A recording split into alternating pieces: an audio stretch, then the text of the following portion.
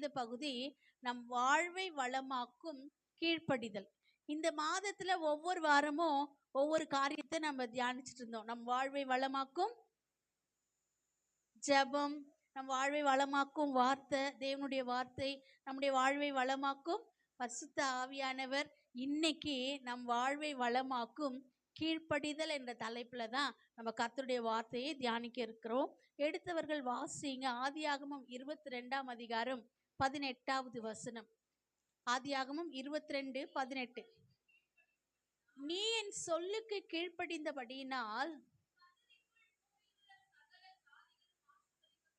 உன் சந்ததிக்குள் பூமியில் உள்ள சகல ஜாதிகளும் ஆசீர்வதிக்கப்படும் என்றும்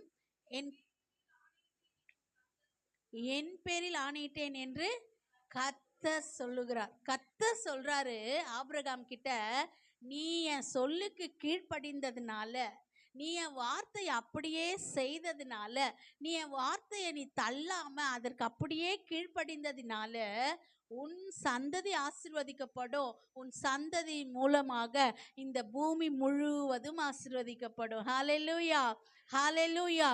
அந்த ஒரு மனிதனுடைய கீழ்ப்படிதல் அவன் சந்ததியவே என்ன செய்தது? ஆசீர்வதித்தது. அந்த ஆபிரகாமின் மூலமாக பூமி முழுவதும் ஆசீர்வதிக்கப்படுகிறது. இந்த காலை வேளையில நம்முடைய கீழ்ப்படிதல் நம்முடைய சந்ததியை ஆசீர்வதிக்கும். ஹல்லேலூயா, ஹல்லேலூயா. இன்னைக்கு அவர் சத்தத்தை கேட்டு கொண்டிருக்கிற ஒவ்வொருவருக்கும் கர்த்தர் கொடுக்கிற ஒரு வாக்குத்தத்தம் என்ன தெரியுமா? தீர்க்க தரிசனம். உன் சந்ததி ஆசீர்வதிக்கப்படும். ஹல்லேலூயா, ஹல்லேலூயா. சந்ததிக்காக எதேதோ சேர்த்து வைக்கணும், இடம் வாங்கணும், நிலம் வாங்கணும், என் பிள்ளைக்கு, என் பேர பிள்ளைக்கு நினைக்கிறோம்ல. இன்னைக்கு கர்த்தர் சொல்லுகிற வார்த்தை, நீ ஒரு கீழ்ப்படிதலுள்ள பிள்ளையா இருப்பாயானால் உன் சந்ததி ஆசீர்வதிக்கப்படும். உன் சந்ததியின் மூலமாக இந்த பூமி முழுவதும் ஆசீர்வதிக்கப்படும். ஹல்லேலூயா. அப்போ கீழ்ப்படிதலினால தான் ஆசீர்வாதங்கள் வருகிறது. வேதத்துல பார்க்கிறோம். ரோமர் 5ஆம் அதிகாரம் 19வது வசனத்துல பார்ப்போமானால், ரோமர் 5:19. ரோமர் 5:19. ஒரே மனுஷனுடைய கீழ்ப்படியாமையினாலே அநேகர் பாவிகள் ஆக்கப்பட்டது போல ஒருவருடைய கீழ்ப்படிதலினாலே அநேகர் நீதிமான்கள் ஆக்கப்படுவார்கள். ஹல்லேலூயா. ஒரு மனுஷனுடைய கீழ்ப்படியாமையினாலே அநேகர் என்ன பண்ணாங்களா? பாவிகள் ஆக்கப்பட்டாங்க. ஆதாம் ஏவாளுடைய கீழ்ப்படியாமையினால இந்த பூமி முழுவதும் பாவமாக மாறி போனது. ஆனா அந்த வசனம் சொல்லுது, ஒருவருடைய கீழ்ப்படிதலினாலே அநேகர் நீதிமான்களாக்கப்படுவார்கள். ஹல்லேலூயா. அந்த ஒருவராகிய இயேசு கிறிஸ்துனுடைய கீழ்ப்படிதல் தான் இன்னைக்கு உங்களையும் என்னையும் நீதிமானாய் மாற்றி பாவத்திலிருந்து, சாபத்திலிருந்து, வியாதியிலிருந்து, எல்லாவற்றிலிருந்தும் விடுதலையை கொடுத்து இன்னைக்கு அவருடைய பிள்ளைகள் என்ற ஒரு தகுதியை கொடுத்து அவருடைய ஆலயத்துல ஆராதிக்க வைத்தது. ஹல்லேலூயா, ஹல்லேலூயா. நம்முடைய நீதி எல்லாம் கிடையாது. அவர் ஒருவருடைய கீழ்ப்படிதல். சிங்காசனத்தை விட்டுட்டு ஆண்டவருடைய பிதானுடைய வலது பாரிசத்தை விட்டுட்டு அவர் இறங்கி வந்ததினால, பிதாவுக்கு கீழ்ப்படிந்ததினால, அப்பா அவருடைய கீழ்ப்படிதல் நம்ம எல்லாம் ரட்சித்திருக்கிறது. இன்னைக்கு நம்ம ரட்சிக்கப்பட்டிருக்கிறோம்னு சொன்னா இயேசு கிறிஸ்துனுடைய கீழ்ப்படிதலினால. அப்ப நம்ம ஆசீர்வாதத்தை இழந்து போகிறதற்கும் அற்புதங்களை, அடையாளங்களை அடையாம போவதற்கும் காரணம் நம்முடைய கீழ்ப்படியாமை. கீழ்ப்படியாமைனாலே உலகம் முழுவதும் பாவமானதான். அப்ப கீழ்ப்படியாமை என்பதும் என்னதுதான்? ஒரு பாவம். திருடுறது, பொய் சொல்றது, கொலை பண்றது, அதெல்லாம் எப்படி பாவமோ, கீழ்ப்படியாமை என்பதும் ஒரே ஒரு வார்த்தைக்கு செய்யாம போயிட்டேன், இந்த ஒரு வாரம் செய்யல, இந்த ஒரு நாள் செய்யல, இது பெரிய தப்பா அப்படின்னு கேட்டா ஆண்டவர் சொல்வாரு, அது பாவம். ஒரே ஒரு கீழ்ப்படியாமை தான் ஆதாம் ஏவாளுக்குள்ள இருந்தது. இந்த உலகமே பாவமானது. கீழ்ப்படிந்தவர்கள், வேதத்துல எங்கெல்லாம் அற்புத அடையாளங்கள் நடந்ததோ அங்க எல்லாமே ஒரு கீழ்ப்படிதல் காணப்பட்டிருக்கும். நீங்க வேதத்தை எடுத்து வாசித்து பார்த்தீங்கன்னா, எங்கெல்லாம் ஆண்டவர் அற்புதத்தை செய்தாரோ, எங்கெல்லாம் அடையாளங்கள் நடந்ததோ, அங்கெல்லாம் ஆண்டவர் ஒரு கீழ்ப்படிதலை பார்த்திருப்பார். நோவாவின் மூலமாக நோவாவின் குடும்பத்தையே பாதுகாத்தாரு. காரணம் நோவாவுடைய கீழ்ப்படிதல். நோவா ஒருத்தருடைய கீழ்ப்படிதலினால பூமி முழுவதும் அழிக்கப்பட்டது. ஆனா நோவாவும் அவருடைய குடும்பமும் காக்கப்பட்டது. ஹல்லேலூயா. அப்ப நீங்களும் நானும் நம்முடைய குடும்பங்களும் காக்கப்படணும்னு சொன்னா, நோவாவை போல நம்ம கிட்ட என்ன காணப்படணும்? கீழ்ப்படிதல் காணப்படணும். நோவா மட்டும் கீழ்ப்படியலன்னா, ஆண்டவர் பிழை சொல்லும் பொழுது நோவா மட்டும் செய்யலன்னு வச்சுக்கோங்களேன், என்ன ஆயிருக்கும்? பூமி முழுவதுமா அழிந்துட்டு இருக்கும். நோவாவும் அவருடைய குடும்பமும் என்ன பண்ணிட்டு இருப்பாங்க? அழிந்திருப்பாங்க. பூமியை ஃபுல்லா அழிச்சிட்டு, ஆண்டவர் ஆதியாகமம் 1ஆம் அதிகாரத்துல செய்ததை போல மறுபடியும் ஒன்னொன்னுத்தையும் என்ன பண்ணிருக்கணும்? மரம், செடி, கொடிகள், சூரியன், சந்திரன், பறவைகள், காட்டு மிருகங்கள், ஊரும் பிராணிகள், இப்படி ஒரு நாளும் ஒன்னொன்னுத்தையும் படைச்சி மறுபடியும் மண்ணினால ஒரு மனுஷனை உருவாக்கி அவனுக்கு நாசியில ஊதி அவனை ஜீவாத்மாவா மாற்றி அவனுடைய விலா எலும்பை எடுத்து எவ்வளோ ஆண்டவருக்கு செய்ய வேண்டிய பெரிய வேலைய நோவா ஒரு மனிதனுடைய கீழ்ப்படிதல் ஆண்டவருடைய வேலையை ரொம்ப ஈஸியா லகுவாய் மாற்றிடுச்சு. நோவா கீழ்ப்படிஞ்சு பெரிய விஷயமா அப்படின்னு நினைக்கிறோம். இல்ல, அவருடைய கீழ்ப்படிதல் ஆண்டவருடைய வேலையை லகுவா மாத்தி, ஆண்டவர் பூமியை நிரப்புப்பா, போப்பா உன் குடும்பத்தை காப்பாத்திட்ட, நீ போய் எல்லாம் செஞ்சுக்கணும், அவர் மூலமாக இன்னைக்கு நாம் எல்லாம் உருவாயிருக்கிறோம். ஹல்லேலூயா, ஹல்லேலூயா. அப்போ கீழ்ப்படிதல் மிக மிக அவசியமா இருக்குது. புதிய ஏற்பாட்டுல பாத்தீங்கன்னா பேதுரு கீழ்ப்படிந்ததை பாக்குறோம். பேதுரு வலையெல்லாம் இரவெல்லாம் மீன் பிடிச்சிட்டு ரொம்ப டயர்டா இருக்கிறாரு. ரொம்ப டயர்டா வலைகளை அலசி கொண்டிருக்கிறாரு. ஆண்டவர் சொல்றாரு, நீ மீண்டும் ஆழத்துக்கு போய் வலைய போடு. அவர் அப்போ பேதுரு சொல்லுவாரு, ஆண்டவரே நான் முழுதும் பிரயாசப்பட்டோம், ஒன்றும் கிடைக்கல, ஆனாலும் நீங்க சொன்னதுக்காக நான் போகிறேன்ப்பா. நீங்க சொன்ன ஒரு வார்த்தைக்காக நான் போய், ஏன்னா பேதுருக்கு யாருன்னு கூட தெரியாது, ஏசு அற்புதம் செய்வார்னு தெரியாது. ஆனா நல்ல மீன் பிடிப்பதுல தேறின பேதுருவால ஒரு மீன் அவருடைய சுயமா பிடிக்க முடியல. ஆனா ஒரு வார்த்தைக்கு கீழ்ப்படிந்து போய் ஆழத்துல வலையை போட்டாரு. வலைகள் கிழியத்தக்க மீன்கள். ஹல்லேலூயா. படகு அமிழத்தக்கதான மீன்கள். ஹல்லேலூயா. ஆண்டவர் நிறைவாய் ஆசீர்வதிக்கிறவர்.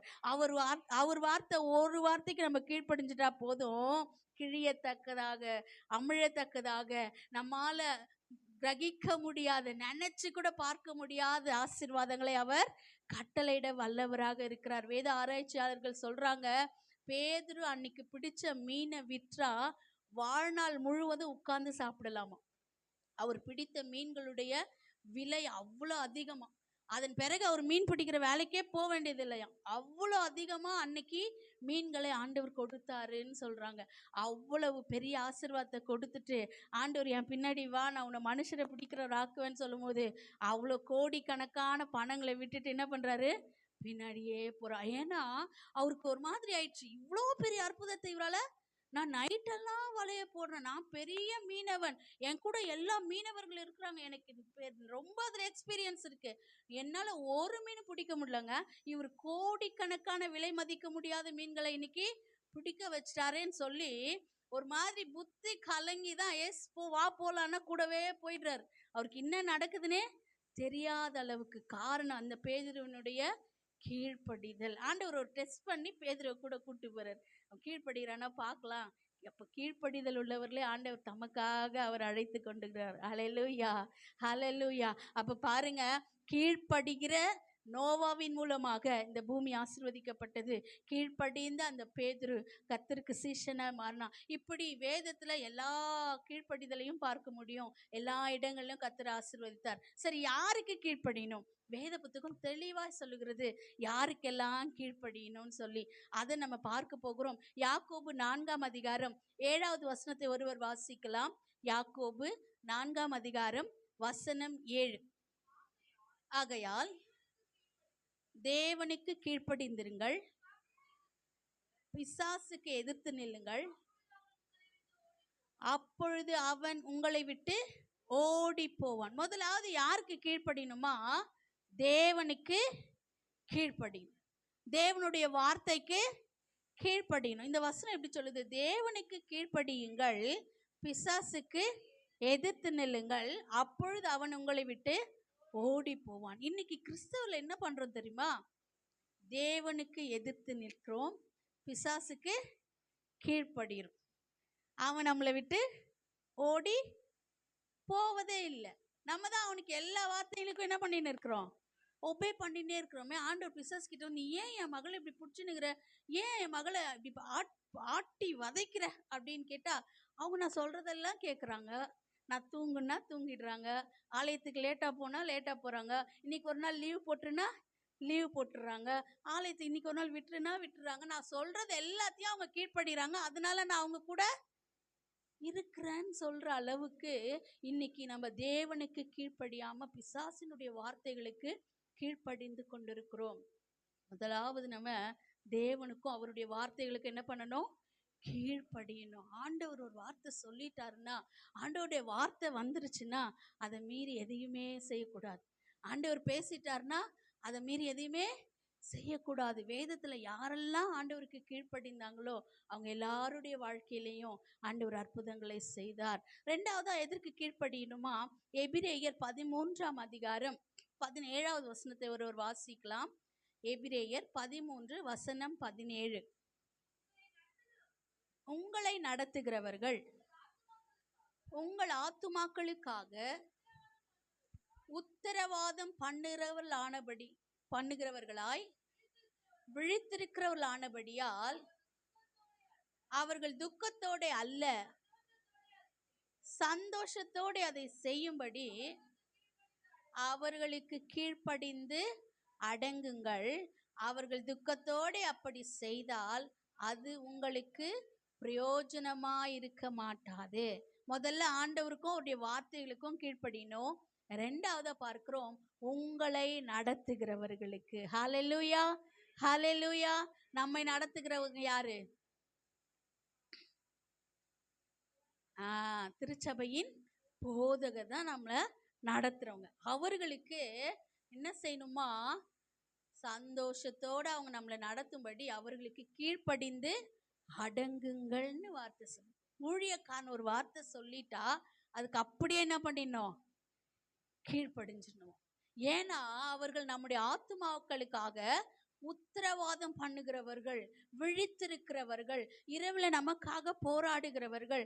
நம்ம குடும்பத்துல ஒரு போராட்டம்னா ஊழியக்காரன் தன்னுடைய குடும்பத்துல வந்ததை போல, நம்ம குடும்பத்துல ஒரு துக்கம்னா அவர் குடும்பத்துல அந்த துக்கம் வந்ததை போல, நம்ம சரீரத்துல ஒரு பலவீனம் என்று சொன்னா அவருடைய சரீரத்துல அந்த பலவீனத்தை அனுபவித்தவராய் நமக்காக, நம்முடைய ஆத்துமாக்களுக்காக உத்தரவாதம் பண்ணுகிறபடினால, விழித்திருக்கிறபடினால ஊழியக்காரனுடைய வார்த்தைக்கு நம்ம என்ன பண்ணணும்? கீழ்ப்படியணும். ஊழியக்காரர் சரியான நேரத்துக்கு வர சொல்லிட்டு ஆலயத்துக்கு வந்துடணும். பாஸ்ட் இந்த லீடர்ஸ் மீட்டிங் வர சொல்லிட்டாருன்னா எல்லாரும் லீடர்ஸ் எல்லாரும் என்ன பண்ணிடணும்? வந்துடணும். எல்லாவற்றிலும் பாஸ்ட் சொல்லிட்டாரு நான் செய்யறேன், இது கரெக்டா தப்பா என்ன ஏதுன்னு ஆராயாம ஊழியக்காரன் வார்த்தைக்கு அப்படியே செவி கொடுக்கும் பொழுது அவர்கள் நம்ம எப்படி நடத்துவாங்களாம்? சந்தோஷத்தோடு நடத்துவாங்க. நம்ம ஒரு வார்த்தை கீழ்ப்படியாம இருக்கிறோம்னு வச்சுக்கோங்களேன், ஊழியக்காரர் சொல்லும் போது கீழ்ப்படியலன்னு வச்சுக்கோங்களேன், அவர் என்ன பண்ணுவாரு? அப்போ அவர் தான் நடத்தணும், வேற வழி கிடையாது. இந்த சபையை நடத்துகிற பொறுப்பு ஆண்டவர் ஊழியக்காரர் கையில கொடுத்துட்டார், அவர் தான் நடத்துவார். ஆனா எப்படி நடத்துவாராம்? துக்கத்தோடு நடத்துவார். அவங்க நம்ம சொன்னாலும் கேட்க மாட்டாங்க. ஒரு 1/4 மணி நேரம் நில்லுங்க ஆராதிக்கலான்னு நிக்க சொன்னா என்ன பண்ண மாட்டாங்க? நிக்க மாட்டாங்க. கைய உயர்த்த மாட்டாங்க. கை தட்டி பாடுங்கன்னா சத்தம் வராம கை தட்டுவாங்க. நம்ம என்ன சொன்னாலும் இவங்க கேட்க மாட்டாங்கன்ற அந்த துக்கத்தோடு வருத்தத்தோடு ஊழியக்காரன் நம்ம நடத்தினா அது நமக்கு என்னவா இருக்காதான்? பிரயோஜனமா இருக்க மாட்டாது. அவங்க நடத்துற வேலையை கரெக்டா செஞ்சிருவாங்க. ஏன்னா ஆண்டவர் கொடுத்த வேலை அதை அவர் செஞ்சிருவாரு. பாருங்க, நம்ம நின்று ஆராதிக்கிறதுனாலயோ, கைகளை உயர்த்துறதுனாலயோ, கைகளை தட்டுறதுனாலயோ, சத்தமா பாடுறதுனாலயோ, நம்ம செய்கிற எந்த காரியத்தினாலையும் ஊழியக்காரருக்கு அதனால எதனா யூஸ் இருக்கா? ஒரு பிரயோஜனமும் கிடையாது. நம்ம ஆசீர்வதிக்கப்பட்டதுக்காக நம்ம ஆரோக்கியமா இருப்பதற்காக. நாம நிற்கும் போது ஆண்டவர் பார்க்குற என் சமூகத்துல இந்த பிள்ளை நிற்கிறதுனால இதை போலீஸ் ஸ்டேஷன்ல நிற்க விடக்கூடாது, இதை கோர்ட்ல போய் நிற்க விடக்கூடாது, இது அங்கேயும் எங்கேயும் அதிகாரிகிட்ட போய் நிற்க விடக்கூடாது. இங்க சத்தத்தை உயர்த்தி அழுது ஜெபித்து ஆராதிக்கிறதுனால என் பிள்ளை வேற எந்த இடத்துலயும் போய் அழக்கூடாது. என் சமூகத்துல கண்ணீர் விட்ட பிள்ளை வேற எந்த மனுஷன் முன்னாடியும் கண்ணீர் விடக்கூடாது. ஆண்டவர் அதை பார்க்கிறார். ஹல்லேலூயா. ஆண்டவர் அதை பார்க்கிறாரு. என் சமூகத்துல கரத்தை ஏந்தினதுனால வேற எங்கேயும் போய் தாங்கம்மா தாங்கய்யான்னு கேட்க ஆண்டவர் விடவே மாட்டார். நல்லா புரிஞ்சுக்கோங்க. அவன் சமூகத்துல கையை உயர்த்தினவங்க வேற எங்க போய் கை நீட்ட வேண்டிய அவசியமே கிடையாது. ஏன்னா இந்த கரத்தை அவர் பிடித்து கொண்டார். எப்பெல்லாம் நம்ம கையை தூக்குறோமோ அப்பெல்லாம் அவர் கரத்தை நீட்டி நம்ம கரத்தை பிடித்து கொள்றதுனால நம்ம எங்கேயும் போய் கையேந்த வேண்டியதே இல்லை. ஹல்லேலூயா. அப்போ நம்ம செய்கிற எல்லா காரியங்களும் நம்முடைய ஆசீர்வாதத்துக்காக. ஆனால் ஊழியக்கார் மூலமா கர்த்தர் பேசும்பொழுது எந்த காரியத்தை சொன்னாங்க. கடந்த வாரத்துல பாஸ்டர் ரொம்ப ஏக்கத்தோட வருத்தத்தோட சொன்னாங்க, எல்லாரும் ஒரு டைரி வச்சுக்கோங்க, ஒரு பென் வச்சுக்கோங்க, கர்த்தருடைய வார்த்தை வரும்போது எழுதுங்க. பாருங்க, யோவானு பத்ம தீவில ஒரு பனிஷ்மெண்ட்காக கொண்டு போய் போடப்பட்டவர், குற்றவாளி, தண்டனைக்குரியவர்.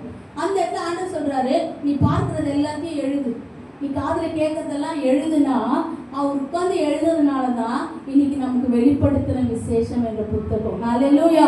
ஆண்டவரே, நானே வயதாயிடுச்சு, எனக்கு முடியல, நானே தண்டனை, இங்க இந்த இடத்துல நான் இன்னத்தை எழுத முடியும் அப்படியெல்லாம் அவர் சாக்கு போக்கு சொல்லியிருப்பார். ஆனால் இன்னைக்கு நமக்கு இந்த வெளிப்படுத்தின விசேஷ புத்தகமே கிடையாது. சம்பவிக்க போகிறவைகள் ஒண்ணுமே நமக்கு தெரிந்திருக்க முடியாது. ஆகவே எழுத சொன்னா நம்ம என்ன பண்ணணும்?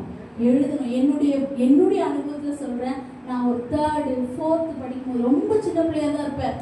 ஆனால் எங்கள் அப்பாவுக்கு யாருன்னா டைரி கொடுத்துட்டா, டாடி எனக்கு டைரி எனக்கு கொடுங்க ப்ளீஸ், ஒரு டைரி கொடுங்கன்னு வாங்கி பெண்ணை வச்சுட்டு பக்கத்தில் இருக்கிற அக்கா எழுதுறத ஞாயிறு காலை ஆராதனை ஹெட்டிங் போட்டுட்டு நான் பிரசங்கத்தை எழுதினது இந்த நாள் வரல நான் எழுதிட்டு இருக்கிறேன். இந்த நாள் வரல எந்த கூட்டத்துக்கு போனாலும் யார் பிரசங்கித்தாலும் எழுதுவேன். இது வரைக்கும் இந்த வருஷத்துல மட்டுமே எனக்கு கிட்டத்தட்ட 6-7 டைரி வச்சிருக்கேன். எந்த டைரி பாசிட்டிவ் புதுசாக கொடுத்தாலும் அது என்னமோ அந்த நோட்டு மேலே, டைரி மேலே, பெண்ணு மேலே ஒரு ஈர்ப்பு. எனக்கு கொடுத்துருங்க, இது எனக்கு எத்தனை டைரி தான் எழுத போறேன்னு கேட்பாரு. ஒரு மீட்டிங்கும் விதவிதமாக டைரி கொண்டு போய் எதுக்காக? அப்பாவுடைய வார்த்தைகளை எழுதுவதற்காக. அன்னையிலேருந்து எழுத ஆரம்பிச்சதுனால தான் இன்னைக்கு கர்த்தர் என்னை ஊழியத்தில் பயன்படுத்தி கொண்டு இருக்கிறார். அந்த கீழ்ப்படிதல், அந்த வார்த்தைக்கு எழுதுறதுனால தான் இன்னைக்கு வார்த்தையை போதிக்கிறவளாய் கர்த்தர் என்னை நிறுத்தி இருக்கிறார். ஏன் சொல்றேன்னா, நம்ம எழுதும்போது அந்த வார்த்தை நம்ம மனதில் அப்படியே பதியும். எத்தனையோ வருடங்களுக்கு பிறகு கூட எடுத்து நம்ம அதை பார்க்கலாம், வாசிக்கலாம். அன்னைக்கு கேட்ட மெசேஜில் இது நான் எடுத்த மெசேஜை நான் பார்ப்பேன். ஒரு 5-6 வருஷத்துக்கு முன்னாடி எடுத்த மெசேஜ் எடுத்து பார்ப்பேன். அது நமக்கும் சந்தோஷமா இருக்கும். எங்கள் பாட்டி இன்னைக்கு இல்லை, மறுத்துட்டாங்க. ஆனால் அவங்க பைபிளில் எழுதி வச்சுனதெல்லாம் இன்னைக்கும் அவங்க பைபிள் எடுத்து பார்க்கும்பொழுது ஆசையாக இருக்குது. சரி, எவ்வளோ அழகாக எழுதியிருக்கிறாங்களே அப்படின்னு சொல்லி. உங்கள் பிள்ளைகள், உங்கள் சந்ததி பார்ப்பதற்காக என்ன பண்ணுங்க? நோட்ஸ் எடுங்க. எனக்கு எழுதவே தெரியாது அப்படின்னு சொன்னீங்கன்னா கூட இங்கே பாருங்க, டிவியில் வருதா, எபிரேயர் 13:17 அந்த வசனத்தை எழுதி வச்சுக்கோங்க. நீங்கள் பெருசாக ஒரு பாயிண்ட்லாம் கூட எழுத தெரியலையா, சும்மா எழுதுங்க. ஊழியக்காரர் சொல்லிட்டார், அந்த வார்த்தை கீழ்ப்படியத்துக்காக எழுதுங்க. கர்த்தர் நிச்சயமாக அந்த கீழ்ப்படிதலை பார்த்து உங்களை ஆசீர்வதிக்க அவர் வல்லவராக இருப்பார். அப்போ தேவனுக்கு கீழ்ப்படியணும், நம்மை நடத்துகிறவர்களுக்கு கீழ்ப்படியணும். அடுத்ததா பாருங்க, எபேசியர் 6ஆம் அதிகாரம் 5வது வசனத்தை வாசிக்கலாம். எபேசியர் 6:5. வேலைக்காரரே, நீங்கள் கிறிஸ்துவுக்கு கீழ்ப்படிகிறது போல சரீரத்தின்படி உங்கள் எஜமான்களாய் இருக்கிறவர்களுக்கு பயத்தோடும் நடுக்கத்தோடும் கபடற்ற மனதோடும் கீழ்ப்படிந்து. இந்த சரீரத்துல எஜமானா இருக்கிறோம். நம்ம எல்லாருமே ஒரு இடத்துல என்ன பண்றோம்? வேலை செய்கிறோம். ஒரு இடத்துல கை நீட்டி சம்பளத்தை வாங்குறோம். அந்த எஜமான்களுக்கு பயத்தோடும் நடுக்கத்தோடும் கபடற்ற மனதோடும் என்ன பண்ணணுமா? கீழ்ப்படியணும். சொல்லுங்க சத்தமா, என்ன செய்யணும்? யாருக்கு? எஜமான். யார் இடத்துல வேலை செய்கிறோமோ, யாருடைய கரத்துல இருந்து நம்ம பணத்தை வாங்குறோமோ, சம்பளத்தை வாங்குறோமோ, யார் மூலமா நம்முடைய குடும்பம் நடத்தப்படுகிறதோ அவர்களுக்கு நம்ம முழு மனதோடு, கபடற்ற மனதோடு கீழ்ப்படிய வேண்டும். அவங்க ஒரு காரியத்தை சொன்னாங்கன்னா இன்னைக்கு இந்த வேலையை முடிச்சிருங்கன்னு சொன்னா நம்ம என்ன பண்ணிட்டோம், முடிச்சிடும். இன்னைக்கு அவங்க இருக்க மாட்டாங்க, நாளைக்கு தான் வருவாங்க, வந்த பிறகு பார்த்துக்கிறேன், அவங்களுக்கு நான் செஞ்சேன்னா செய்யலையானே தெரியாது, சும்மா மேலோட்டமா செஞ்சு முடிச்சிடுறேன், அப்படியெல்லாம் இல்லை. கபடற்ற மனதோடு வேலை செய்கிற எல்லார்கிட்டையும் நான் பார்க்குறேன், எல்லாருமே அது எப்படிப்பட்ட எஜமானா இருந்தாலும் என்னதான் பண்றோம், அவங்கள பத்தி எங்க எஜமான் சரியில்லை, அவங்க கொடுக்குற சம்பளம் சரியில்லை, இவ்வளோ வேலை வாங்குறாங்க, இவ்வளோ சீக்கிரம் வர சொல்றாங்க, இவ்வளோ நேரம் வேலை செய்ய சொல்றாங்க அப்படின்னு சொல்லி எப்படியாப்பட்ட வேலையாங்க, சாதாரண வேலையிலேருந்து எவ்வளோ பெரிய ஊதியம் வாங்கினாலும் அந்த அதிகாரி என்ன பண்ணிட்டு தான் இருக்கிறோம், நம்ம போற சொல்லிட்டு தான் இருக்கிறோம். ஆனா சொல்லிட்டு அவங்க கையிலே நம்ம என்ன பண்றோம், பணத்தையும் மனசாட்சியே இல்லாம வாங்கி அதை நம்ம செலவு செய்து கொண்டிருக்கிறோம். கபடற்ற மனதுன்னு சொன்னா பின்னாடி அவங்களுக்கு வர பேச முன்னாடி போயிட்டு உங்களை மாதிரி ஒரு ஆள் எனக்கு கிடைக்காதுன்னா, இந்த மாதிரி ஒரு வீடு எங்களுக்கு கிடைக்கவே கிடைக்காதுன்னு சொல்றோம்ல, அதுதான் கபடான மனது. கபடற்ற மனதுன்னா எதிர அவங்களை பத்தி எப்படி பேசுறோமோ அதே மாதிரிதான் வீட்லயும் பேசணும், அதே மாதிரிதான் மற்றவங்கிட்டையும் பேசணும், அவங்க கிட்ட பேசுற மாதிரியே பேசணும். மனது நமக்கு கபடற்ற மனதோடு கூட அவரிடத்துல வேலை செய்யணும். அப்ப எஜமான்களுக்கு நம்ம என்ன செய்யணுமா, கீழ்ப்படியணும். அடுத்ததா பாருங்க, எபேசியர் 5ஆம் அதிகாரம் 24 ஆகையால் சபையானது கிறிஸ்துவுக்கு கீழ்ப்படுகிறது போல மனைவிகளும் தங்கள் சொந்த புருஷர்களுக்கு எந்த காரியத்திலேயும் கீழ்ப்படிந்திருக்க வேண்டும். இது மனைவிகளுக்கு தன் சொந்த புருஷருக்கு என்ன பண்ணணும், எல்லா காரியத்திலையும் எந்த காரியத்திலையும் கீழ்ப்படிந்திருக்க வேண்டும். கிறிஸ்துவுக்கு சபை கீழ்ப்படிவது போல ஒரு மணவாளனுக்கு மணவாட்டி என்ன பண்ணணும், கணவனுக்கு மனைவி என்ன செய்யணும், கீழ்ப்படிந்திருக்கணும். கணவனை எதிர்த்து பேசக்கூடாது, எதிர்த்து நிற்க கூடாது. அவர் சரியில்லாம கூட இருக்கலாம், அவர் ரட்சிக்கப்படாதவரா இருக்கலாம், அவர் குடிப்பழக்கத்துல இருக்கலாம், அவர் எப்படிப்பட்டவராக இருந்தாலும் அவருக்கு நாம எப்படி போகணும், கீழ்ப்பண்ண. ஏன்னா அவர் நம்முடைய குடும்பத்தின் தலையா இருக்கிறார். நமக்கு பெண்களாகி நமக்கு திருமணமான பெண்களுக்கு கர்த்தர் தலையாக யாரை வைத்திருக்கிறாரு, புருஷர்களை வைத்திருக்கிறபடினால ரட்சிக்கப்பட்ட பெண்கள், ஆண்டவரை ஆராதிக்கிற பெண்கள் அந்த கீழ்ப்படிதலினால ரட்சிக்கப்படாத கணவனையும் ஆண்டவர்களை என்ன பண்ணிட முடியும், வழி நடத்த முடியும். ஆகவே பெண்களாகிய நாம திருமணமாகி கணவர் இருக்கிற பெண்கள் நிச்சயமாக கணவருக்கு எல்லா காரியத்திலும் என்ன பண்ணிடணும், கீழ்ப்படினோம். அடுத்ததா பாருங்க, எபேசியர் 5:21 பார்க்கிறோம், தெய்வ பயத்தோடே ஒருவருக்கொருவர் கீழ்ப்படிந்திருக்கு. கணவன்மார்களும் மனைவிமார்களுக்கு என்ன பண்ணணுமா, அதனால உங்களை அவங்க இன்னைக்கு பாஸ்டர்மா கீழ்ப்படிய சொல்லிட்டாங்க, வாங்க சமையல் செய்யுங்க, க்ளீன் பண்ணுங்க, அதெல்லாம் சொல்ல மாட்டாங்க. அப்படிப்பட்ட பெண்கள் நம்முடைய பெண்கள் கிடையாது, நம்ம சகோதரிகள் அப்படிப்பட்டவங்க கிடையாது. ஒரு சில நல்ல காரியங்கள்ல எங்க இப்படி செய்தா நல்லா இருக்கும், இந்த ப்ரோக்ராமை இப்ப வச்சுட்டா நல்லா இருக்கும், இந்த பணத்தை இதுக்கு செலவு பண்ணா நல்லா இருக்கும்னு சொல்லி ஆவிக்குரிய பெண்கள், கர்த்தரை ஆராதிக்கிறவர்கள், ஜெபிக்கிறவர்கள், ஆண்டவரிடத்துல ஆலோசனை பெற்று சொல்லும் பொழுது கணவன்மார்கள் என்ன பண்ணணும், அதுக்கு ஓகேம்மா நம்ம 2 பேரும் சேர்ந்து செய்யலான்னு சொல்லி அந்த காரியங்களுக்கு கணவன்மார்களும் கீழ்ப்படிய வேண்டும். கடைசியா பார்க்கிறோம், எபேசியர் 6:1, பிள்ளைகளே உங்கள் பெற்றாருக்கு கர்த்தருக்குள் கீழ்ப்படியுங்கள், இது நியாயம். பிள்ளைகள் எல்லாரும் யாருக்கு கீழ்ப்படியணுமா, பெற்றோர்களுக்கு. அது எவ்வளோ பெரிய பிள்ளையா இருந்தாலும் சரி, 50 வயசு பிள்ளையா இருந்தாலும் சரி, 60 வயசு பிள்ளையா இருந்தாலும் சரி, உங்களுக்கு பெற்றோர்கள் இருப்பார்களே ஆனால் அவர்களுக்கு நம்ம கீழ்ப்படியணும். எங்க பெற்றோருக்கு கீழ்ப்படுகிற, ஆனா என் வீட்டுக்காரருடைய பெற்றோருக்கு நான் என்ன பண்ண மாட்டேன், கீழ்ப்படியவே மாட்டேன்னு எந்த பெண்ணும் சொல்லக்கூடாது. எங்க பெற்றோருக்கு கீழ்ப்படுகிற, ஆனா என் மனைவியோடைய பெற்றோருக்கு நான் கீழ்ப்படிய முடியாதுன்னு சொல்லி எந்த ஆணும் சொல்லக்கூடாது.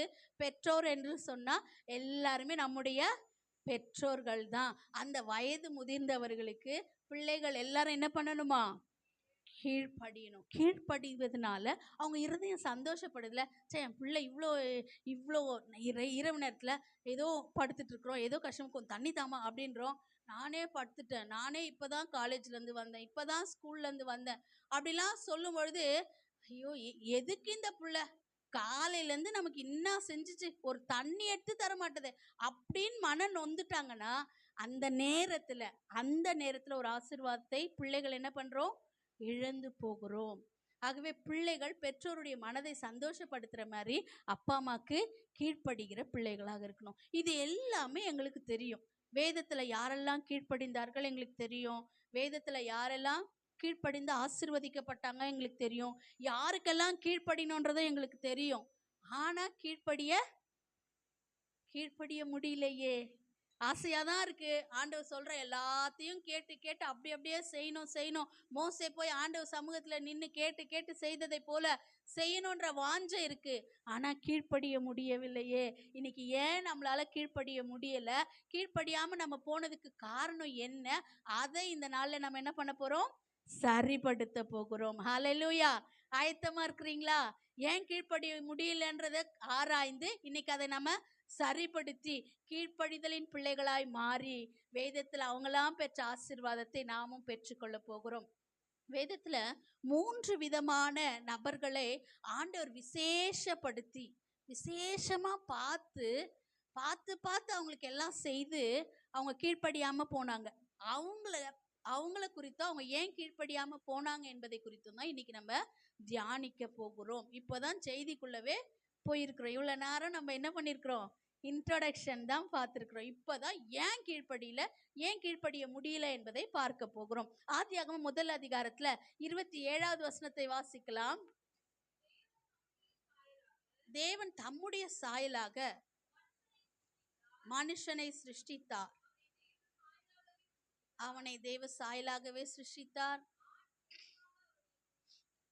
ஆணும் பெண்ணுமாக அவர்களை சிருஷ்டி. தேவன் பாருங்க, அவருடைய சாயலிலேயே ஒரு மனுஷனை சிருஷ்டிக்கிறார்.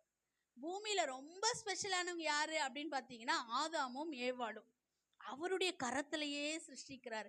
அவருடைய ஜீவ சுவாசத்தை ஊதுறாரு. அவன் ஜீவாத்மாவை மாறுறான். அவனுடைய விழாவிலிருந்து எலும்பு எடுக்கிறாரு. அழகாய் ஒரு பெண்ணை உருவாக்குகிறாரு. அவங்க 2 பேரும் ஏதன் என்ற ஒரு தோட்டத்துல வைக்கிறாரு. தோட்டத்துல எல்லா ஆசீர்வாதங்களும் இருக்கு, எல்லா நன்மைகளும் இருக்கு, எல்லாத்தையும் நீங்க அனுபவிக்கலாம்னு சொல்லிட்டு தோட்டத்தின் நடுவுல இருக்கிற நன்மை தீமை அறியத்தக்க கனியை மாத்திரம் என்ன பண்ணாதீங்க, புசிக்காதீங்கன்னு சொல்லிட்டாரு. ஆதாமுக்கும் ஏவாளுக்கும் எந்த வேலையும் அங்க இல்ல. ரொம்ப ஜாலியான லைஃப், என்ஜாய் பண்றாங்க லைஃப் ஜாலியா. சமையல் வேலை இல்ல. சமையல் வேலை ரொம்ப கஷ்டம் தெரியுமா? ஆமா தானே சகோதரிகள்? ஆமா, சமையல் செய்யறதை விட என்ன செய்யறதுன்னு யோசிச்சு மெனு போடுறது ரொம்ப கஷ்டம். அதுக்கு என்ன குழம்பு செய்யுது, இதுக்கு என்ன தொட்டுக்க செய்யுது, அதுக்குரிய எல்லா பொருளும் வீட்டில் இருக்குதா, அதெல்லாம் பார்த்து சமையல் வேலைலாம் செய்யணும். ஆனால் அந்த சமையல் வேலை ஏவாளுக்கு இல்லை. வீடெல்லாம் க்ளீன் பண்ணுற வேலை ஏவாளுக்கு இல்லை. அவங்களுக்கு அழகாக தோட்டத்தில் மரத்து நிழல்ல ஜாலியாக குளிர்ந்த காற்றில் அழகாக வாழ்ந்துட்டு இருக்கிறாங்க. சமைக்கிற வேலை இல்லை, துணி துவைக்கிற வேலை இல்லை, எந்த வேலையுமே இல்லை. ஆதாமுக்கு போய் பயிரிடணும், அறுவடை செய்யணும், வேலை செய்யணும், வேர்வை சிந்தணும், எதுவுமே கிடையாது. ஹாப்பியா 2 பேரும் தோட்டத்துல உலாவுவாங்க. எங்க பசிக்குதோ அங்க ஒரு வாழை மரம் இருக்கும், ஒரு வாழைப்பழத்தை பறிச்சு சாப்பிடுவாங்க. ஆப்பிள் இருக்கும், அதை பறிச்சு சாப்பிடுவாங்க. கொஞ்ச நேரம் ரெஸ்ட் எடுப்பாங்க. ரொம்ப ஜாலியான லைஃபை வாழ்ந்துட்டு இருக்கிறாங்க. இதுல ரொம்ப விசேஷமா என்னன்னா, குளிர்ச்சியான வேளையில யாரும் வந்துருவா, ஆண்டவரும் வந்துருவார். கர்த்தரும் வந்து அவங்க கூட உட்காந்து ஜாலியா பேசணும், சிரிக்கணும், ஹாப்பியா இருக்கணும், நினைச்சதை சாப்பிடணும், நினைச்ச இடத்துல தூங்கணும். நல்லா இருக்குல்ல, ஜாலியா இருக்கு, எல்லாமே ஹாப்பியான லைஃப். ஆனா ஆண்டவர் ஒரே ஒரு வார்த்தை சொன்னாரு, அந்த கனியை மாத்திரம் புசிக்காதீங்கன்னு சொன்னாரு. விசேஷமாக படைக்கப்பட்டவர்கள் எல்லாத்தையும் ஸ்பெஷலா அவங்களுக்காக பார்த்து பார்த்து செய்து ஒரே 2 பேருக்காக 4 நதிகளை ஓட வைக்கிறாரு. அவங்க குடிக்கிறதுக்கு ஒரு சின்ன குட்டை போதும், 4 நதிகளை ஓட வச்சு எல்லாத்தையும் ஸ்பெஷலா செய்தா, அந்த ஒரு வார்த்தைக்கு மட்டும் அவங்க என்ன பண்ணல, கீழ்ப்படியாம போனார்கள். காரணம் என்ன தெரியுமா? சுயம். அவங்களுக்குள்ள சுயம் இருந்ததுனால, அவங்களுடைய மாம்ச சிந்தனையினால பிசாசின் சத்தத்தை கேட்கும் பொழுது அந்த ஏவாளுடைய சிந்தை எப்படி மாறுச்சான், 3ஆம் அதிகாரம், ஆதியாகமம் 3ஆம் அதிகாரம் 6வது வசனத்தை வாசிப்போமானால், அப்பொழுது ஸ்ரீயானவள் புசிப்புக்கு நல்லதும் பார்வைக்கு இன்பமும்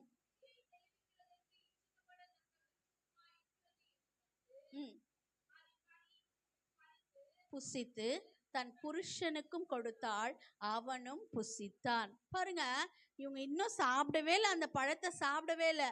ஆனா அது எப்படி இருந்ததா? அவங்களுக்கு புசிப்புக்கு நல்லதா இருந்ததுதான்.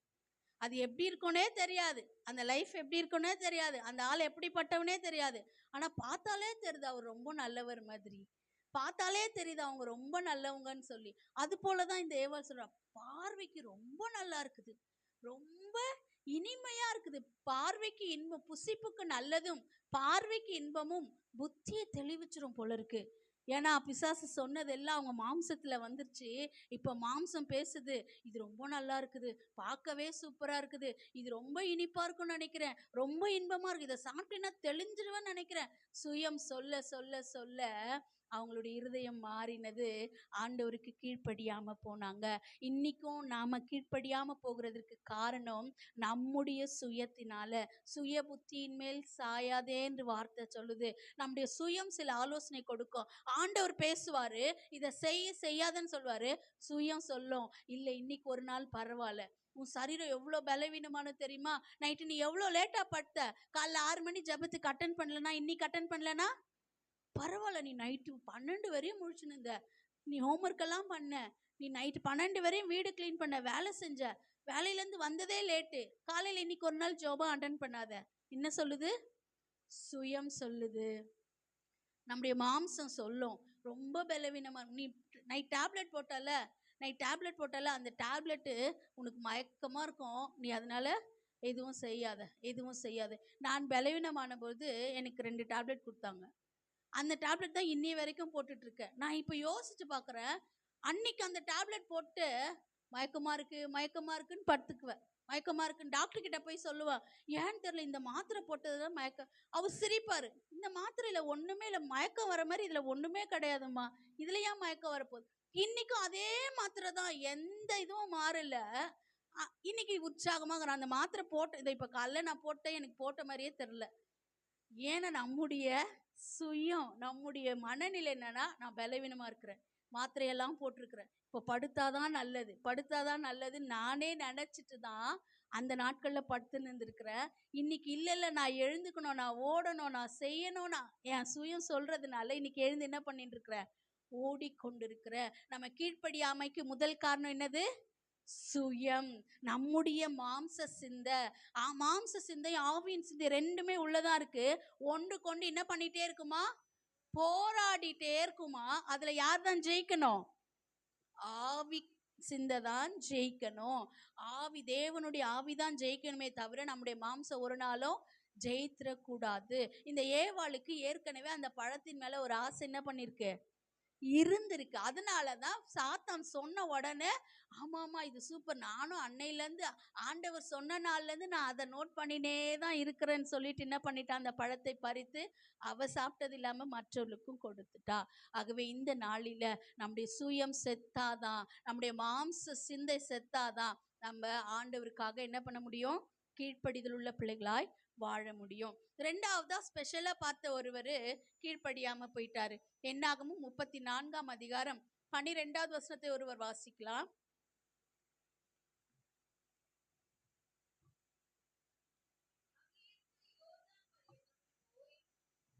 ம் 34:12 என்னாகமம்.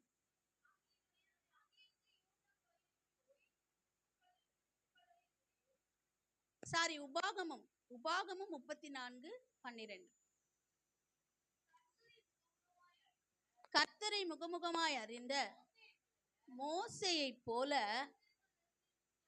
ஒரு தீர்க்கதரிசியும் இஸ்ரவேலில் அப்புறம் எழும்பினதில்லை என்று விளங்கும். மோசே ரொம்ப ஸ்பெஷலானவரா. கர்த்தரை எப்படி பார்த்தாரா? முகமுகமாய். உபாகமும் 34:12 சொல்லப்பட்டிருக்கு, கர்த்தரை முகமுகமாய் அறிந்த மோசேயை போல ஒரு தீர்க்கதரிசி இஸ்ரவேல்ல அதுக்கப்புறம் எழும்பவே இல்லை. அவ்வளோ ஸ்பெஷலானவர் இந்த மோசே. அந்த அதிகாரத்துல பாத்தீங்கன்னா ஆண்டவரே மோசே என்ன பண்ணாரா, அடக்கம் பண்ணாராம். அதனால இது வரைக்கும் மோசேயின் கல்லறை எங்கனே தெரியாது. ஏசு கிறிஸ்துவின் கல்லறை கூட தெரியும், மோசேயுடைய கல்லறை யாருக்குமே தெரியாது. ஏன்னா மோசேயை ஆண்டவரே அடக்கம் பண்ணினார். ரொம்ப ஸ்பெஷலா ஆண்டவர் பார்த்த ஒரு மனுஷன் ஒரே ஒரு முறை கீழ்ப்படியில, ஒரே ஒரு முறை தான். ஆண்டவர் சொன்ன பெரிய பெரிய காரியங்கள் எல்லாம் மோசே செய்தார். பார்வோன் முன்னாடி போய் நில்லு போ அப்படின்னு சொல்றாரு. ஒரே ஒரு கோலை கையில கொடுத்துட்டு இந்த கோலோட நீ போய் நிக்கணும். ஐயோ, அவ்வளோ பெரிய ராஜாக்கு முன்னாடி நான் போய் எப்படி நிப்பேன்?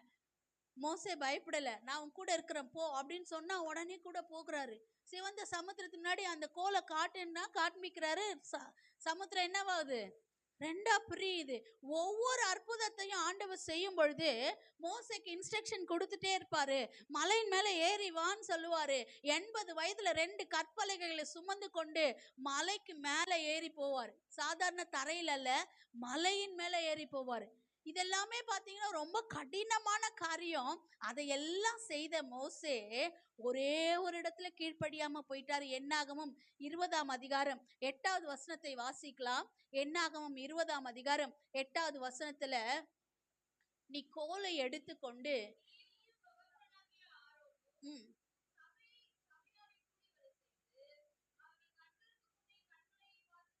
கண்மலையை பார்த்து பேசுங்கள் சொன்னார். ஆனா இந்த மோசே என்ன பண்ணிட்டார்? 11வது வசனத்துல தன் கையை ஓங்கி கண்மலையை தன் கோலினால் 2 தரம் அடித்தார். வெளியில இருந்து பார்த்தா நம்மளுக்கு எப்படி தோணுது? எனக்கு கூட என்ன தோணுது? கண்மலைய பேச சொன்னா என்ன பண்ணிட்டாரு? அடிச்சிட்டார். இது ஒரு பெரிய பாவமா? இது ஒரு பெரிய குற்றமா அப்படின்னு நமக்கு தோணுதுல. ஆனா ஆண்டவருக்கு இது கீழ்ப்படியாமையாய் தெரியும். கீழ்ப்படியிலையப்பா, நான் பேச சொன்ன நீ பேசாம அடிச்சிட்டியப்பா. கண்மலை என்பது கிறிஸ்துவுக்கு அடையாளம். கிறிஸ்துவாகிய கண்மலைய அடித்ததினால ஆண்டவர் வருத்தப்பட்டுட்டு சொல்றாரு. 12வது வசனத்தை வாசிங்களேன்.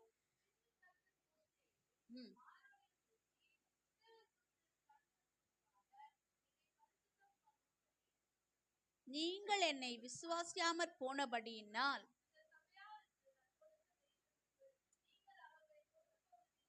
நீங்க அவளை கொண்டு போறது இல்லை. ஆண்டவர் சொல்லிதான் அழுத்த, நீ தான் அவங்கள நடத்தணும், நீ தான் அவங்கள கானான் தேசத்துக்கு கொண்டு போகணும், அவங்களுக்கு தேசத்தெல்லாம் பங்கிடணும், நீ தான் தலைவன், வா உனக்கு துணையா ஆரோனை கூப்பிட்டுக்கோ எல்லாம் சொன்னவர் இந்த இடத்துல சொல்றாரு, நீ என் வார்த்தைக்கு கீழ்ப்படியாம போனதுனால, நான் பேசுன்னு சொல்லும் பொழுது நீ அடித்ததுனால நீ அந்த கானான் தேசத்துக்குள்ள பிரவேசிப்பது இல்லைன்னு சொல்லிட்டு, அந்த என்னாகும் 34 அதிகாரத்துல மொத்தமே 12 வசனம் தான் இருக்கு. வீட்டுல போய் வாசித்து பாருங்க. ஆண்டவர் மோசேயை மலையின் மேல கொண்டு போயிட்டு, கானான் தேசத்தை பாரு, இந்த தேசத்துக்கு தான் இந்த மக்களை அழைத்து கொண்டு போற, ஆனா நீயும் ஆரோனும் அதுக்குள்ள போக மாட்டீங்கன்னு சொல்லி அந்த இடத்துல மோசே மரித்து அடக்கம் பண்ணிட்டு போயிட்டார். ஒரே ஒரு கீழ்ப்படியாமை. இவ்வளோ காரியத்துக்கு கீழ்ப்படிஞ்சனே, இவ்வளோ காரியத்தை நான் செய்தனே, ஒரு வார்த்தை கீழ்ப்படலனாலும் ஆண்டவர் துக்கப்படுறாரு, வருத்தப்படுறாரு. கானான் தேசத்தை காண ஆண்டவர் அனுமதிக்கிறது இல்ல. இன்னைக்கு பரம கானான் ஆகிய பரலோகத்தை காண்பதற்காக, அங்க போய் வாசம் பண்றதுக்காக நம்ம எல்லாம் என்ன பண்ணிட்டு இருக்கிறோம்? ஆயத்தமாகி கொண்டிருக்கிறோம். ஏதோடு கூட? கீழ்ப்படியாமை கூட. கீழ்ப்படியாமையே நான் போயிடுவேன், பரலோகத்துல போவேன், அங்க தாவீதை பார்ப்பேன், ஆபிரகாமை பார்ப்பேன், கரத்தை அசைப்பேன், அல்லேலூயா பாடுவேன்னு சொன்னா எல்லாம் கனவாக மாறிவிடும். அன்னைக்கு கானானுக்குள்ள மோசையை கொண்டு போகாதவர் இன்னைக்கு எப்படி கீழ்ப்படியாத பிள்ளைகளை பரம கானானுக்குள்ள கொண்டு போயிடுவாரு? மோசே வந்து கேள்வி கேட்க மாட்டாரா? ஏன் ஆண்டவரே, ஒரே ஒரு முறை நான் கீழ்ப்படல, நீங்க என்னை கானானுக்குள்ளேயே கூட்டு போல, அவ்வளோ காரியத்துக்கு நான் கீழ்ப்படிஞ்சேன், இன்னைக்கு இவங்க சின்ன சின்ன வார்த்தை கூட கீழ்ப்படிய மாட்டாங்க, இவங்களை எப்படி நீங்க பரலோக ராஜ்யத்துக்கு கொண்டு போவீங்கன்னு சொல்லி மோசே கேள்வி கேட்க மாட்டாரா? அவர் அநீதி உள்ளவர் அல்லல, அவர் நீதியுள்ள தேவன் இல்லையா? அவர் மோசேக்கு நியாயம் செய்தார்னா நமக்கும் நியாயம் செய்வாரா, செய்ய மாட்டாரா? மிகுந்த பயத்தோடு கூட இந்த வார்த்தையை நான் பேசிட்டு இருக்கிறேன். ஒரு பிள்ளை நேரத்துல தகப்பன் வந்து, ஏன்பா கீழ்ப்படிய மாட்டேற, ஏன்பா நான் சொல்றதை கேட்க மாட்டேன்னு கேட்பதை போல இன்னைக்கு உங்களை என்னையும் நேசித்ததுனால அவர் சமூகத்துல கொண்டு வந்து உட்கார வச்சு கேட்கிறார், நான் சொல்ற சின்ன சின்ன விஷயங்களுக்கு கீழ்ப்படியறதுக்கு என்ன உனக்கு? கீழ்ப்படியாமையினால மோசே கானானை சுதந்தரிக்கவில்லையே, கீழ்ப்படியாமையினால் ஆதாமும் ஏவாளும் ஏதேன் தோட்டத்தை விட்டு வெளியே துரத்தப்பட்டாங்களே. ஆகவே இந்த காலை வேளையில நம்ம மனம் திரும்புவோம். ஆண்டவர் விசேஷவர்களாய் பார்த்து தான் நமக்கு இந்த வார்த்தையை கொடுத்திருக்கிறாரு. ஆண்டவரே, நான் கீழ்ப்படிந்துடுறேன்ப்பா, உங்க வார்த்தைக்கு அப்படியே செவி கொடுத்துடுறேன்ப்பா. ஒரு சகோதரி மிகுந்த பலவீனத்தின் மத்தியில கோமா ஸ்டேஜில் போயிட்டாங்களாம். போனவங்க மரித்துட்டாங்களாம். மரித்தவங்கள அவங்க நல்ல ஆண்டவரை ஆராதிக்கிற பிள்ளைகள் தானா. அப்போ ஜீவ புஸ்தகத்துல அவருடைய பேர் இருக்குதான்னு போய் பார்க்கும் பொழுது அந்த சகோதரனுடைய பேர் ஜீவ புஸ்தகத்துல இல்லையா. ஜீவ புஸ்தகத்துல எப்படி என் பேர் இல்லாம இருக்கும்? நான் வாரம் ஆராதனைக்கு போறேன், ஆண்டவர் ஆராதிக்கிறேன், காணிக்கை கொடுக்குறேன், தசம்பாகம் கொடுக்குறேன், ஊழியத்தை தாங்குறேன், ஊழியக்காரரை தாங்குறேன், அந்த மாதிரிலாம் அந்த அம்மா யோசிக்கிறாங்களாம். சரி வாங்க, ஞாபக புஸ்தகத்துல உங்களை பத்தி என்ன எழுதப்பட்டிருக்குது பார்க்கலான்னு சொல்லி அவங்கள கூப்பிட்டுட்டு போகும்பொழுது, நாம நினைச்சே பார்க்காத காரியங்கள் எல்லாம், இதெல்லாம் ஒரு பாவமா, இதெல்லாம் ஒரு தப்பான்னு எதெல்லாம் நீங்களும் நானும் நினைச்சிட்டு இருக்கோமோ அதெல்லாம் அந்த ஞாபக புஸ்தகத்துல எழுதப்பட்டிருக்குதான். அதுல ஒரு காரியத்தை அவங்க சொன்னாங்க. இந்த 2வது ஆராதனை உங்களுக்கு நான் சொல்றேன், அதுல எழுதப்பட்டிருக்குதான், எத்தனை வாரங்கள் நீ ஆராதனைக்கு தாமதமாக போனாய், எத்தனை மணி நேரங்கள் தாமதமா போன அப்படின்னு அந்த இடத்துல எழுதப்பட்டிருந்ததாம். அப்போ இதெல்லாம் கூட ஆண்டவர் என்ன பண்றாரு? ஞாபக புஸ்தகத்துல இதெல்லாம் ஒரு இதுவா? சண்டே ஒரு நாள் தான் லீவு, அன்னைக்கு தான் ஒரு மணி நேரம் லேட்டா போனேன், 1 மணி நேரம் லேட்டா போனேன். இது பெரிய வரதே ஞாயிற்றுக்கிழமை ஒரு நாள், அது 2 மணி நேரம் ஆராதனை, அதுல 1 மணி நேரம், அதுல பாதி நேரம் குழந்தை கூட, பாதி நேரம் ஃபோன் கூட. ஆண்டவர் எப்படி பரலோகத்துல கொண்டு போய் கரத்தை உயர்த்தி வெண்வஸ்திரம் தரித்து குருத்தொலைகளை பிடித்து 24 மூப்பர்கள் மத்தியில ஆராதிக்க வச்சிருவாரா? கிரீடத்தை வச்சு, ஜீவ கிரீடத்தை கொடுத்து, மாணிக்க கற்கள் ரத்தின கற்கள்லாம் போட்டதை தலையில வச்சு வாமான்னு கூட்டு போயிடுவாரா? என்னங்க இது? ஒரு நியாயம் இருக்கு இல்லையா? வரதே வாரத்துல ஒரு நாள் ஆராதனை, 2 மணி நேரம் ஆராதனை, சில ஆலயங்கள்ல 7 மணி நேரம், 5 மணி நேரம். பல நாட்கள்ல நம்ம சபைக்கு வந்த ஜஸ்டின் மோசஸ் ஐயா சொல்றாரு, காலைல 9 மணிக்கு நாங்க ஆராதனை ஆரம்பிப்போம், முடிக்கிற டைம் எனக்கே தெரியாதுன்றாரு. நைட்டு 7 மணிக்கு கூட முடிப்போங்க சொன்னாரு. சபையார் ஒருத்தர் அசைய மாட்டாங்கன்னாரு. பாஸ்டர் ஜனங்களா எப்படி உட்கார்ந்துருப்பாங்க? நானும் பாஸ்டர் ஆச்சரியமா கேட்டோம், ஜனங்களா இருப்பாங்களா? ஒருத்தர் அசைய மாட்டாங்க. நான் சொல்லுவேன், நீங்க போயிட்டு வாங்க, வெளியே போய் தண்ணி குடிச்சிட்டு வாங்க, டீ குடிச்சிட்டு வாங்க, சாப்பிட்டுட்டு வாங்க, வேலைக்கு எதனா போகணுன்னா போயிட்டு வாங்கன்னு சொல்லுவேன். ஒருத்தர் அசைய மாட்டாங்க. நீங்க வேணா எங்க சர்ச்சுக்கு வந்து பாருங்கன்றார். கேட்கும் போது ஊழியக்காரர்களுக்கு எப்படி இருக்குது? நம்ம சபையை குறித்து மிகுந்த துக்கத்தோடு வருத்தத்தோடு நான் பேசி கொண்டிருக்கிறேன். கீழ்ப்படியாதவர்களுக்கு தேவராஜ்யம் கிடையவே கிடையாது, ஆண்டவருடைய சமூகம் கிடையவே கிடையாது. ஆகவே மிகுந்த மனத்தாழ்மையோடு கூட, கீழ்ப்படிதல் என்பது தாழ்மையை வெளிப்படுத்துகிற ஒரு காரியம். கீழ்ப்படிதல் என்பது ஆண்டவரை நான் நேசிக்கிறேன் என்பதை வெளிப்படுத்துறது. அவர் மேல நான் அன்பா இருக்கிறேன்ப்பா, உங்களை நான் நேசிக்கிறேன்ப்பா எப்படி காட்ட முடியும்? அவருடைய வார்த்தைக்கு கீழ்ப்படிவதனால.